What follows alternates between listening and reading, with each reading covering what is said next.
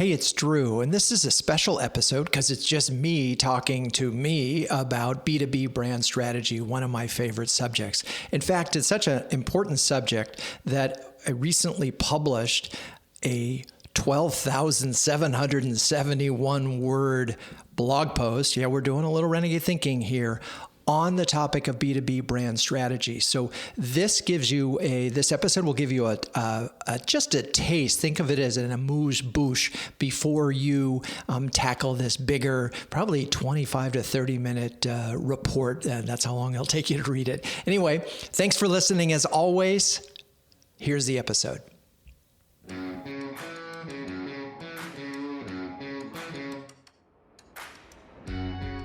Welcome to Renegade Thinkers Unite, featuring the sharpest minds in marketing, inspirational case histories, and weekly insights you can apply to your business. Find out why top CMOs rank this podcast among their favorites. Now, here's your host, Chief Marketing Renegade, Drew Neisser. Hello, Renegade Thinkers. Welcome to the show. In this episode, Drew is going to interview Drew. You know how this goes. I will ask questions and then I will answer them. Now, we're going to take on a big topic today, and that is B2B marketing strategy. But we're going to break it down into 4 big buckets. Each bucket has 3, if you will, steps in it. So there are 4 big buckets. These 4 big buckets are really the result of analyzing 300 plus interviews with CMOs and another 50 with senior marketing executives, and trying to narrow it down to figure out what exactly makes for an effective chief marketing officer. How do these folks consistently succeed when others don't? And then within those giant 4 bucket characteristics, I'm going to break it down even further. So let's get started. Okay, Drew, so what are the 4 big buckets that you need to think about when you are approaching B2B marketing strategy? Well, I'm so glad you asked, Drew, because those 4 are courageous strategy, artful ideation, thoughtful execution, and scientific method. Now, those of you who are listeners to the show know that courageous, artful, thoughtful, and scientific is an acronym. CATS, because I think the cool cats of marketing are the CMOs who make amazing things happen. Now, unlike in previous episodes where I just stopped there and said, yeah, you got to be courageous, artful, thoughtful, and scientific, we've now really turned this framework into something broader and allow you to think about B2B marketing strategy in perhaps a way you haven't thought about it before. At least I hope so. Okay, so we've got this big bucket called courageous strategy. So Drew, what are the sort of 3 steps within them, and then can you break those down? Well, of course I can. So within courageous strategy, we have 3 steps. 1, clear away the clutter. 2, dare to be distinct. And 3, pounce on your purpose. Notice that fine alliteration. Okay, so let's talk about clearing away the clutter. Why have something as broad as this? And this gets to this issue that I've noticed with B2B marketing, which has become incredibly complicated.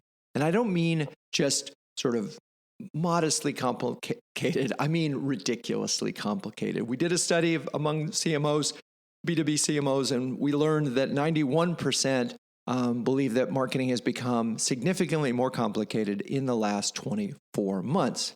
But here's the interesting thing.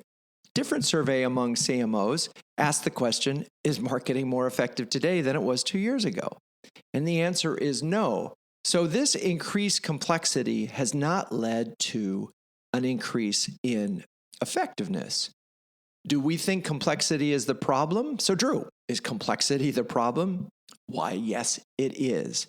And we have the evidence to prove it, but I'm going to ask you to take my word for it for the moment. The goal here is to try to remove some of the complexity just by saying we can do it. We're going to put on our Marie Kondo hats. We're going to do the things that, it's like in her process, you go through your closets and you find the things that give you joy and you jettison everything else. Love that. She also teaches you how to fold quite nicely. Very helpful with socks and underwear. Anyway, I digress. So we're going to clear away the clutter by starting with the notion that we don't necessarily need 25 brand personas, that we don't necessarily need to be in every marketing channel available, that we don't necessarily need this complex matrix of marketing. We're going to clear away the clutter, and we are going to recognize the power of simplicity. More is not more unless it's focused on, like a laser beam is a lot in a very small package, right? Laser focus gives us the ability to actually move the needle. And that's what we're talking about here when we talk about marketing effectiveness. We, as the head of marketing, need to make things happen. We need to make big things happen. If we clear away the clutter and we say we're only going to try to do a few big things, life becomes a little bit more simple and sort of more wonderful. And this is why this fits into this courageous bucket, because it takes courage to try to clear away the clutter. Okay, let's pause for a second. Step 2 of courageous strategy is daring to be distinct, or dare to be distinct. Now, Drew, why is daring to be distinct so important in this courageous strategy block of your platform? Well, let's just step back and say, what's our job? What are we trying to do here? We're trying to differentiate our brand. It takes courage to do that. Now, when I asked marketers how many of them felt that their company was differentiated, was distinctive from their competitors, only 44% said that it was. Okay, that's not a good number. And then 54% said that their marketing was distinct from their competitors. Can we just agree right here that that's our job, is to make sure in an ideal world that our product or service is unique? I know that's hard, but let's just consider the opposite. Let's say that your product or service is not only not unique or distinctive, it's not even as good as some of the competition. Do you think marketing can solve that problem? Well, the answer is no, it can't. And in fact, the fastest way to kill a bad product is to do some great marketing for it. Wait until you hear the episode with Karen Jones of Writer as we talk about her experience at DHL, where they spent a ton of money only to drive that business into the ground. It was great. It was really interesting conversation that I had with her on that subject. So we're going to dare to be distinct, because as marketers, if we don't dare to be distinct, if we don't drive, even if it means driving organizational change, if we don't, we're going to fail, because we have to bring the company and the brand and the strategy along. That's what we do. And if we don't do that, we're not going to be successful as marketers. We're only as good as the products that we have to market. Okay, great. We're going to dare to be distinct. Easier said than done. So what is one of the ways that we can actually be distinctive, Drew? Well, that's number 3 in courageous strategy, and that's pounce on your purpose. Now, Simon Sinek has made a lot of money and built a very successful practice convincing brands to find their why, right? It's all about the why, not the what and how, but the why. One of the reasons that I include this in the courageous strategy portion of it is not just because I believe that purpose makes organizations greater, is that it's often easier to find a purpose for your organization that is distinctive or unique than it is to find a product or service differentiation. And if you can differentiate on purpose, it's very hard for other brands to compete against you. Now, I don't know if that exactly makes sense, but I can give you a couple of examples. And I had a conversation with Cindy Donahue of Highmark Health, not on a podcast, just at a CMO gathering, and she talked about how profound purpose was to changing the way that she was able to recruit employees, to do their evaluations, and then think about marketing. It gave her a platform to unite the employees to go to market in a very competitive and a very difficult category. I've got lots of other examples, but I just want to focus for a moment and just say, finding your purpose. There are a number of ways to get there. I'm working on a long piece that talk about how you actually do it. In this episode, we're just going to you're going to take my word for it and say, okay, we're going to find our purpose. And if we do that, we will end up with a unique strategy. In this section, we've talked about the importance of courage, fundamental to marketing. We've decided that we need to clear away the clutter to simplify our goals, aim higher. We've decided that we're going to dare to be distinct. In other words, we are not going to let our organization go to market with something that looks like everybody else, that sounds like everybody else, that in fact is like everybody else. And then lastly, we're going to pounce on our purpose, because even if we're the leader in the category and we go to market with something that's unique, you know that everybody's going to copy what you do, but they're never going to copy your purpose. It's funny how they do it. They think they can copy the how and they can copy the what, but what they're missing is the soul of the organization, which is why leaders often stay leaders. All right, let's take a break. And when we come back, we'll ask Drew some more questions. Did you know that Renegade Thinkers Unite was ranked number 2 of the top 10 podcasts for CMOs by Crackerjack Marketing? Wow, we're really honored. Now, we couldn't do that without amazing guests, and we've had some amazing CMOs on this show, and also terrific listeners like you all. If you like what we do here, please subscribe on your favorite podcast player. That way, you'll never miss an episode. Also, as a special thanks, I'd like to send you a free ebook on Renegade Thinkers. Now, for that, just email drew@renegade.com. Now, let's get back to the show.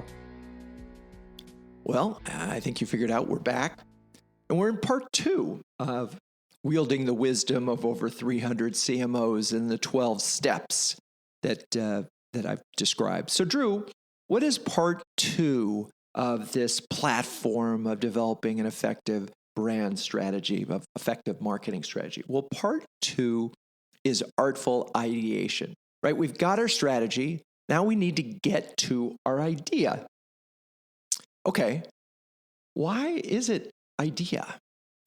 Well, brands are ideas. That's just fundamentally what we're trying to do. We're trying to get to a very earnest description of your product or service that differentiates you, right? We've already talked about that in part 1 in the strategy. So we need to get to this idea of artful ideation. How do we get there? Great question, Drew. Step number 1. It's actually step number 4 in the process, but step number 1 in artful ideation is welcome we. And I will never forget this moment at a CMO Club conference with John Costello, who was the CEO of Dunkin' Donuts and a long time extremely effective and successful marketer, said to this group when they asked for some advice, he said, you know, it's amazing what you can accomplish if you don't care about the credit.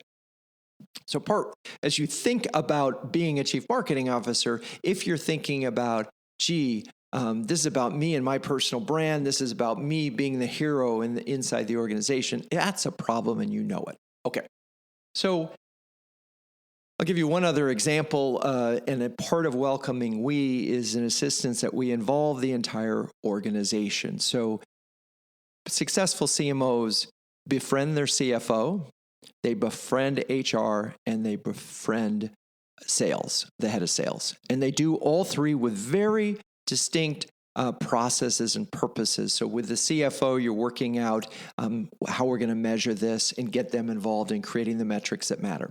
We'll get to that later. We're going to work with the HR person because if they say to you once you have your big idea, hey, I got it from here, you have a problem, because they usually don't. And we're going to befriend sales because marketing and sales need to go hand in hand. And you know that, and I know that, and the age-old battle between marketing and sales, it just has to end. So we agree that welcoming we is a good idea, right? That's not a problem. So Drew, what else can we do in this area of welcome we that's very easy and very simple to execute to keep our eyes on the clearing away the clutter? Well, one of the things that we do in our brand strategy process is at the beginning of an engagement, we do a 15 to 20 SurveyMonkey questionnaire that goes to all the employees that asks them some very basic questions that get at where you are right now with the brand. Where do the people at the organization, do they believe in the purpose? Do they understand the purpose? Is there a purpose? And do they understand it? How likely are they to recommend working at the organization to a friend? You can sort of do an NPS with them. There are a number of other subtle things that you can do in this questionnaire. And at the end, you can ask some open-ended questions like give us some adjectives that describe the organization, talk about, and work. Maybe some of them have some ideas in there. Make sure you have open-ended. The amazing thing about welcoming we is when you do this survey, 9 out of 10 times you'll get employees who respond and just say, thank you for asking. That's so cool, isn't it? All you had to do was ask to get them involved. So that's part one of artful ideation, is recognizing that we need to involve the organization. When Renegade does our interviews with our new clients, we say to the CMO, hey, we want to interview anybody who might reject a program, who could be a barrier in this process. We welcome we want to talk to anybody and get their input so that when we come back with the big idea, when the purpose-driven story statement, we know that we've gotten their input. Okay, next up, we've welcomed we, and now we delight by design. This is really an interesting and complicated idea. But let's just summarize this with aesthetics sends signals. Kludgy design anywhere prevents brand love everywhere. And so while Delight by Design is primarily a design opportunity, one of the things I've noticed is that really well-designed brands, and that those are the brands that when you see them, you go, I feel better about, I go to their web pages and they're not all cluttered, and you look at the copy and it works with the visuals, and the visuals actually tell a story too. One of the things you'll usually find is that a designer was an early hire. We have a client that I think a designer was the third hire after the two founders. And you can see it in the user interface, and you can see it on the website. Now, there's lots of ways to delight by design, and I'm going to really do a cursory job on this thing. So Drew, tell us a couple ways that you can delight by design, or give us an example. So another story I like to tell, my good friend Eric Eden, who is the CMO of Receipt Bank, who was on the show a couple of times. I went to one of their trade shows. They were exhibiting among a bunch of other tax-related brands, it might have been a QuickBooks conference. Anyway, Receipt Bank's color is orange, and they had about 50 individuals on the show floor with orange t-shirts, and they had orange signage. Now, in this sea of typical red and blue, which is the dominant colors that brands use, orange stood out. But there was also an enthusiasm that went with the orange. The orange actually communicated something about the brand, about its friendliness, about its ease of use. Color is a powerful part of branding. And if we go back to the dare to be distinct, orange is a daring color. Another, Morgan Norman was on the show. We talked about the name change that he did from ProsperWorks to Copper, and using the color pink as a way of just saying, hey, we're not your average software service. Okay, there's a lot more to delighting by design, but I'm going to, in the interest of keeping moving, I'm going to leave it there and just say, as a CMO, we don't expect you to be a designer, but we do expect you to appreciate the power of great design and the role that it can play in helping your artful ideation section. Okay. Third, Drew, what's the third part of artful ideation? Well, so glad you asked. Perfect pithy. Now, that may seem a little ironic because here I am already talked for 18 minutes, anything but pithy. But when it comes to marketing, really going to encourage you to think about pithy, not just in the all the way you communicate, but also in just the way you think about your business. We need you to craft your purpose-driven story statement in 8 words or less. So first of all, I want to explain what a purpose-driven story statement is versus a tagline. This came up in a presentation I was giving to a bunch of CMOs, and they said, this feels like a tagline. And I said, no. So the difference between a tagline and a purpose-driven story statement is your purpose-driven story statement actually includes an element of purpose. It communicates to employees, customers, and prospects. It encompasses all of those things. So a quick example, case paper on the case. And that idea was that case paper is absolutely will go above and beyond and will differentiate itself in its ability to deliver to customers in a moment of need. No matter what the crisis is, they will be on the case, literally, figuratively. We designed that into their logo. It became part of the way they evaluated employees. They did employee awards. They're doing customer awards. They're doing all sorts of things that reinforce the idea of being on the case. That's 3 words that explain pretty much what case paper is committed to doing. Its purpose. You can confuse it. You can call a purpose-driven story statement a tagline if you want. I'm okay with that as long as that tagline has purpose. All right. Another great example, SurveyMonkey, power the curious. Now, you could say that that's just that's a tagline. I tell you, it's a lot more than that. Power the curious in an incurious world is an unbelievably powerful statement. And they are using it to train employees to be more curious. They're actually teaching curiosity. They are training their customers how to be better at asking questions. There's tremendous power to this idea. Zoom, meet happy, Box, deliver joy. These ideas are much bigger than just a tagline. These ideas drive organizational behavior and change. Okay, I think that's enough on artful ideation. We're going to take a quick break, and when we come back, we'll do the third step of the platform. All right, so part 3, thoughtful execution. We've got a courageous strategy. We've got some artful ideation in terms of what the brand stands for, what it looks like. Now it's time to make it real, and that's what thoughtful execution is all about. Now, there's a couple of differences in the way we think about and go to market with this approach. Number one, the first target, the first order of business is to engage employees first. If employees don't believe, no one will. They are the front line that drives the bottom line.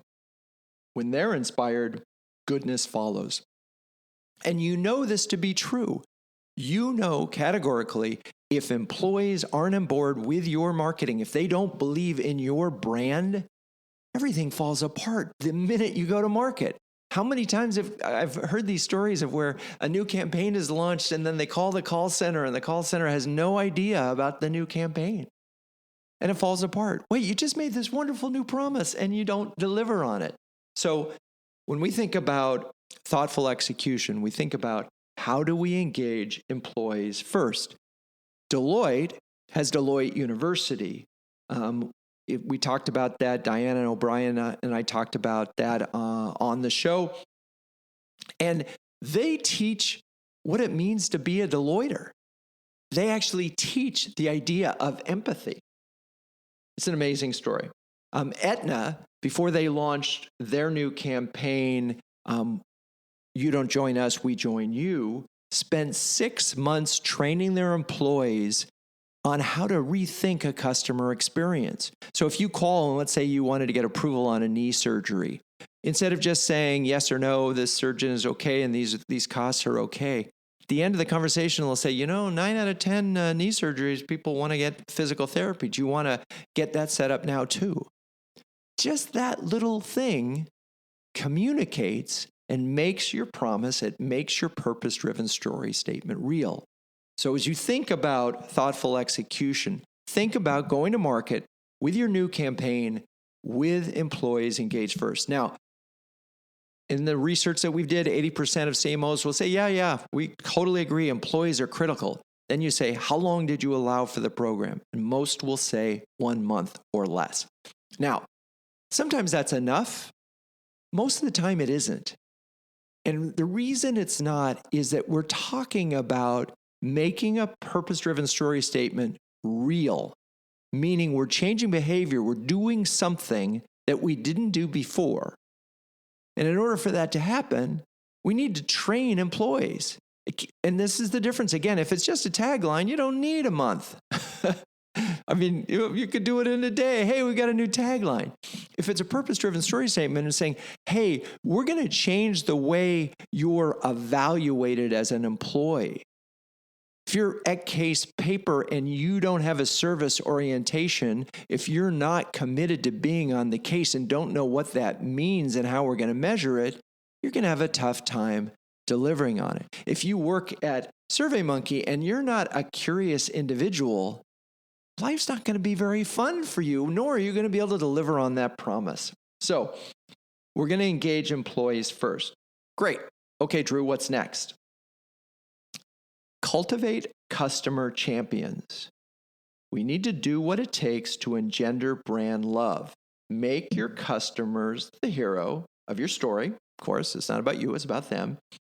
And one of the things is call them on their birthdays. And that's just a silly example of how we connect with customers on an individualized level. So a couple of thoughts on cultivating customer champions. We're in B2B. What's the first thing that typically happens when you go and meet with a prospect? Good question, Drew. Typically they say, so who else do you work with? And can I talk to them? Because they don't really believe what you have to say. So let's say you launch a new purpose-driven story statement and a new campaign and you have this brilliant design. And then you're going and pitching this and you go and they say, oh, hey, let me talk to some of your customers. And then your customers say, oh, I didn't know about this. I don't feel like I've been powered. The curious is powered. I don't think they're on the case. Then the whole thing falls apart. So we have to cultivate, after we've gotten our employees on board, we literally almost have to retrain our customers because we're making this real. Whatever our new promise is, we're making it real, which means we have to make it real for our customers. And oh, by the way, there's such a clear benefit to you. When you make it real to your customers, when they really become believers in your purpose, they're going to want to do more case studies. They're going to want to be champions of your brand. And then we can get to the third and final part of thoughtful execution. I know a number of brands that are really, really good at cultivating customer champions. Marketo is really good at it. Red Hat is really good at it. Avid built their whole marketing campaign of greater creators around this idea of cultivating customer champions. Adobe did it. So Spartan brand, which is an interesting one, they have a B2B and B2C element. I had an interesting interview with Carola Jane there where we talked about the role that Spartan played in helping employees who were involved in Spartan become perceived as team leaders within the organization. I thought, oh, that's interesting. Their brand enables other companies to sort of develop employees. All right. So we're going to cultivate customer champions. I know that seems like a no-brainer, but most of the time when you get ready to launch a new campaign, all you're focused on is the external market. How are we going to use it to drive leads? We've got to get employees on board. Then we got to get our customers. Then Then we can get to the final step of thoughtful ideation, which is to sell through service. There's so many reasons why we need to sell through service, but I want you to think about being a giver. Give away your insights, your tools, your product, your service, and your swag. Make it easy to buy. Any of you who are regular listeners, I'm sure, would have listened to the Brent Adamson episodes. I think we've done 3, and Brett of Gartner talks about how buying is broken. You've got an 18-month sales cycle. You've got 10 plus people on the committee, and even when they finally do make a decision, they're typically unhappy about it. Part why? Because in Brent's mind, buying is broken. So what does the marketer really have to do? They have to make buying easier. So how do they do that? They sell through service. They create a number of things. This is where content is really big. They do the job that the buyer needs. I've got a CFO. What's the CFO care about? Well, the cliche is they care about ROI. So do you need an ROI calculator? Sure. You have operations people and IT people. Do you need a really good demo that ideally is customized or even pilot to make it easy for your potential buyer to see how it goes?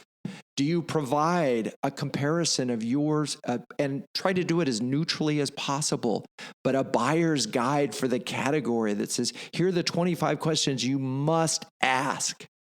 And because you've been in this category so long and you're so knowledgeable and you get your best people doing content, not your junior people, really thinking through these buyer's guide, they're a service. They're no longer marketing. This is amazing. When marketing becomes a service, everybody wins.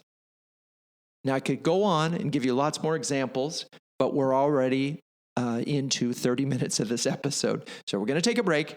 And when we come back, we'll talk about the final component. You've been listening to another great interview on Renegade Thinkers Unite with Drew Neisser. But the value doesn't end there. As a listener, you can download a free ebook from Drew, Renegade Thinkers, interviews with 11 trailblazing CMOs any business can learn from. Top marketing thought leaders and proven executives from Time Warner, American Express, and Chico's, and others. Get your free copy at renegadethinkersunite.com/ebook. For listeners only at renegadethinkersunite.com/ebook. All right, we're back with Drew interviewing Drew. Part 4 of our CATS model, right? Courageous, artful, thoughtful. All 3 really amazing things will get you right close to the finish line, but you will fail without part 4, which is the scientific method. We need to make sure what we're doing is working, and it's not more complicated than that. But let's break that down. Okay, Drew, what is the 10th step in this whole thing, the first step in the scientific method? Measure what matters.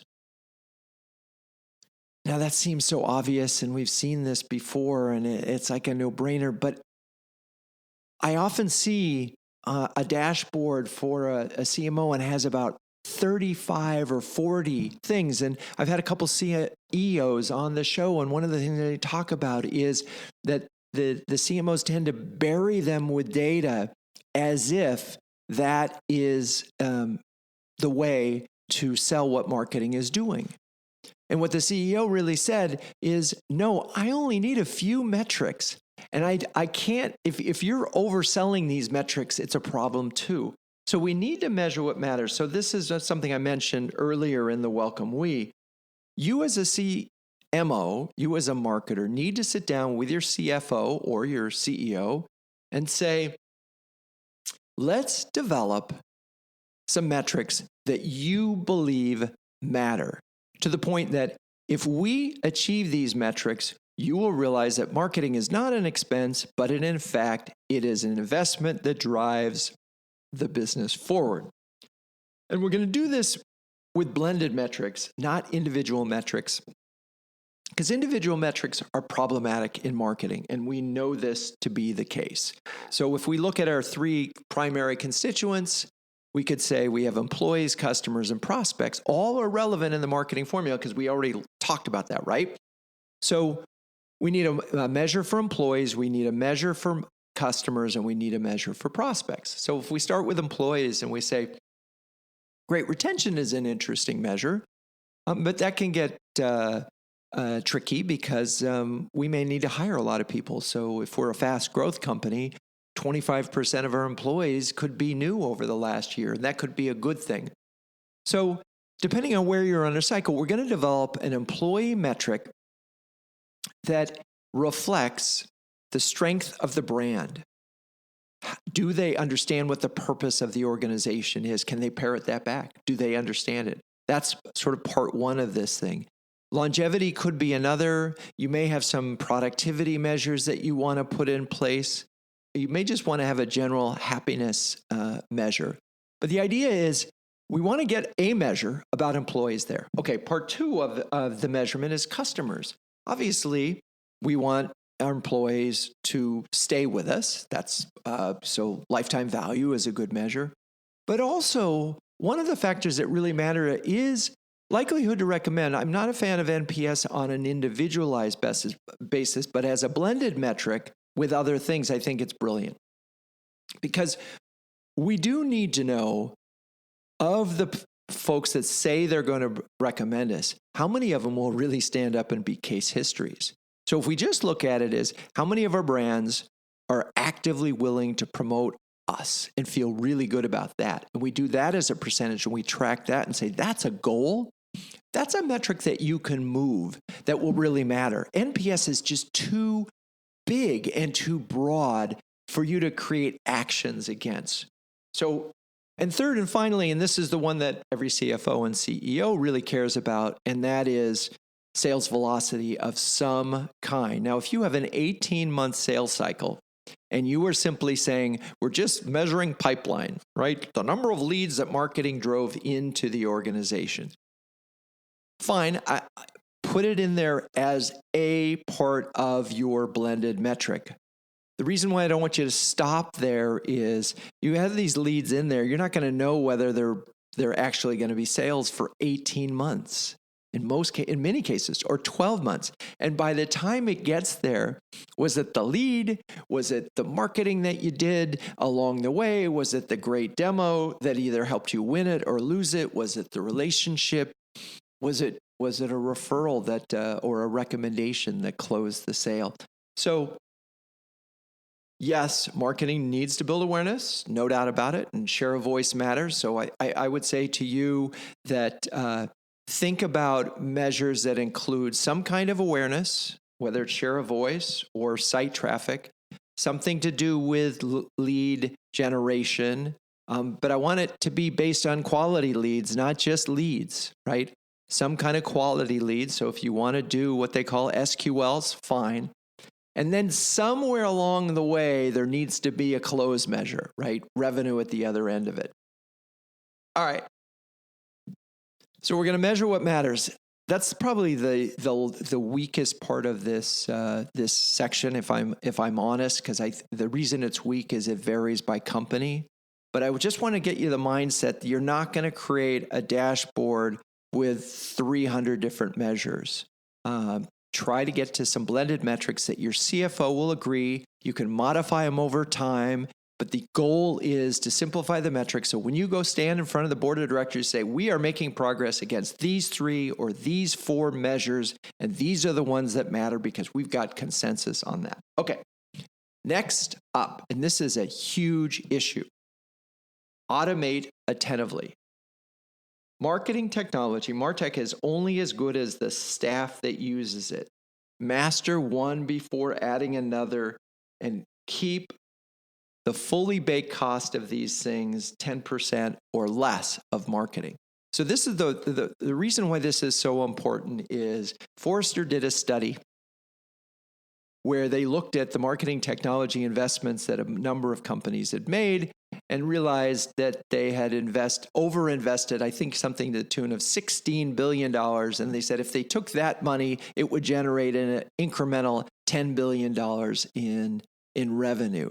So what that means is people are over-investing in technology when, if you took that same amount of money and said, oh, we could have added another salesperson, or we could have added a lot more media. And this is the problem with marketing technology. It's not media. It doesn't drive exposure. It doesn't create awareness. It doesn't even necessarily generate leads. What it allows you to do is track.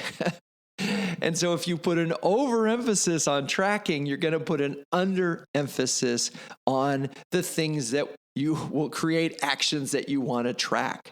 So look at your marketing technology budget, fully loaded. Look at how many people you have assigned to it, and make sure you're taking advantage of your marketing technology and not adding new things or bells and whistles. And think about sunsetting technology that you're really not using to its maximum value. Okay, the last part of this thing, this whole 12 steps, ridiculously simple steps, is test to triumph. Build a culture of experimentation. I'm going to say something really crazy here. Reserve 10% of your budget for category-busting tests. Celebrate failures too. That's a lot concentrated in there. Building a culture of experimentation and testing to triumph is as simple as it gets when you're a CMO. Basically what it's saying is, hey, we've got 80%, 70% of our budget is working. We've used it. We've done this before. We're spending our money on events because we know that's where our leads come from. But we're going to take 10% of our dollars and we're going to try new things. We're going to test. Perhaps we're going to need to test an entire new messaging platform. That may be true. We're going to test a new channel. We're going to test a new target. We're going to test something crazy. Whatever it is, you're going to build that into your plan. There's several reasons for doing this. One is often that's what's going to make a significant difference when you look at things next year. But you as the marketer are delivering on a promise to your organization that you're the source of innovation. You're the folks that have the ideas that are going to drive the company into the future. So by testing to triumph, you are setting your organization and yourselves up for success. And that's, my friends, what we're trying to do here, is set you up for success. All right, you have now gotten 40 minutes of how to wield the wisdom of over 300 CMOs. I hope you've enjoyed this episode. If you have, do me a favor and review us on your favorite podcast channel. Share the episode with a friend. And until next time, keep those renegade thinking caps on and strong.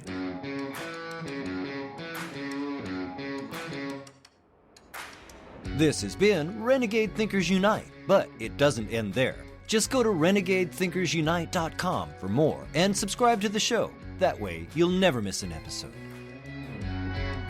We'll talk with you next time on Renegade Thinkers Unite.